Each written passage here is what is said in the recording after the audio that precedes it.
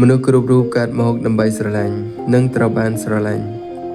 នេះជាគោលការណ៍និងជាគោលបំណងចុងក្រោយរបស់ជីវិតពាក្យថាស្នេហាគឺជាពាក្យពិបាកឲ្យនិយមន័យបំផុតមួយនៅក្នុងលោកហើយក៏គ្មានបុគ្គលអ្នកប្រាជ្ញណាម្នាក់អាចឲ្យនិយមន័យត្រឹមត្រូវជាសកលនិងជាសច្ចភាពរបស់ពាក្យមួយនេះបានឡើយតាំងពីសម័យបុព្វកាលរហូតមកដល់ពេលឥឡូវនេះក្នុងទំនាក់ទំនងស្នេហាការខឹងស្អប់ការអន់ចិត្តនិងការឆ្លោះទាស់ទែងគ្នាគឺជារឿងដែលពិបាកជៀសបំផុតហើយក៏ពុំមានបុគ្គលណាម្នាក់អាចជៀសបានឡើយតាមពិតទៅគូស្នេហ៍ខ្លះទម្រាំយកគ្នាជាដៃគូជីវិតមិនដឹងថាពួកគេត្រូវឆ្លោះគ្នានិយាយថាបែកគ្នានិងអន់ចិត្តនឹងគ្នាប៉ុន្មានពាន់ដងទៅហើយទេហើយក៏មិនខុសគ្នាដែរគូស្វាមីភរិយាខ្លះទៀតទម្រាំស្រឡាញ់គ្នានិងរស់នៅជាមួយគ្នារហូតដល់ចាស់ជរាមិនដឹងថាពួកគាត់បានជួបបញ្ហាជីវិតការអន់ចិត្តការឆ្លោះគ្នាប៉ុន្មានលានដងទេ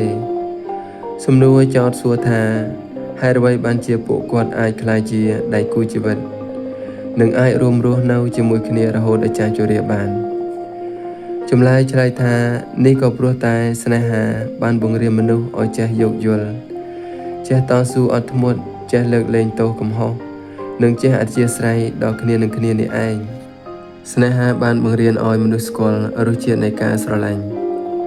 ការលះបង់ការហួងហែងនិងអារម្មណ៍នៃភាពកក់ក្ដៅនៅក្នុងជីវិតជារឿយៗនៅពេលដែលយើងចាប់ផ្ដើមចេះស្រឡាញ់នរណាម្នាក់ពិតប្រាកដណាស់យើងនឹងពោលត្រូវនៅពាក្យថាស្រឡាញ់មួយសម្រាប់ខ្លួនឯងមនុស្សយើងហ៊ានលះបង់ពេលវេលាក្តីស្រឡាញ់លុយកាក់គំនិតយោបល់ដល់មនុស្សដែលយើងស្រឡាញ់ដើម្បីធ្វើយ៉ាងណាឲ្យគាត់សប្បាយចិត្តទន្ទឹមនឹងនេះយើងនឹងមានអារម្មណ៍ថាអន់ចិត្តអារម្មណ៍ថាហួងហែងភ្លាមពេលដឹងឬក៏ឃើញមនុស្សដែលខ្លួនស្រឡាញ់ទៅស្និទ្ធស្នាលជាមួយនឹងអ្នកដទៃ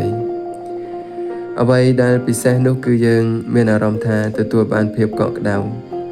ភាពស្កប់ស្កល់នៅក្នុងជីវិតកាលណាមនុស្សដែលយើងស្រឡាញ់គាត់ស្រឡាញ់យើងវិញស្នេហាក៏បានបង្រៀនឲ្យយើងស្គាល់នៅអារម្មណ៍ថាឈឺចាប់អារម្មណ៍ខកបំណងអារម្មណ៍បាក់ទឹកចិត្តនិងអារម្មណ៍ថាឯកានៅពេលដែលយើងបែកបាក់ពីមនុស្សដែលខ្លួនស្រឡាញ់ស្នេហាមានអានុភាពខ្លាំងជាងអាទិទេពវាអាចបញ្ចូលបេះដូងពីរឲ្យទៅជាតែមួយបាន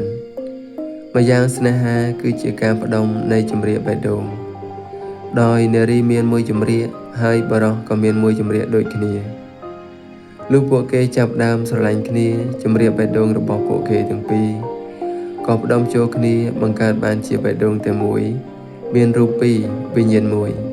ស្នេហាគឺដូចជាកំពូលភ្នំស្រួយឡើងដល់កំពូលហើយក៏ត្រូវចុះមកវិញភ្លាមគ្មានកន្លែងអង្គុយសម្រាប់លេងយូរទេក្នុងន័យនេះគ្មានដៃគូស្នេហាណាមួយឡើយដែលស្រឡាញ់គ្នាហើយ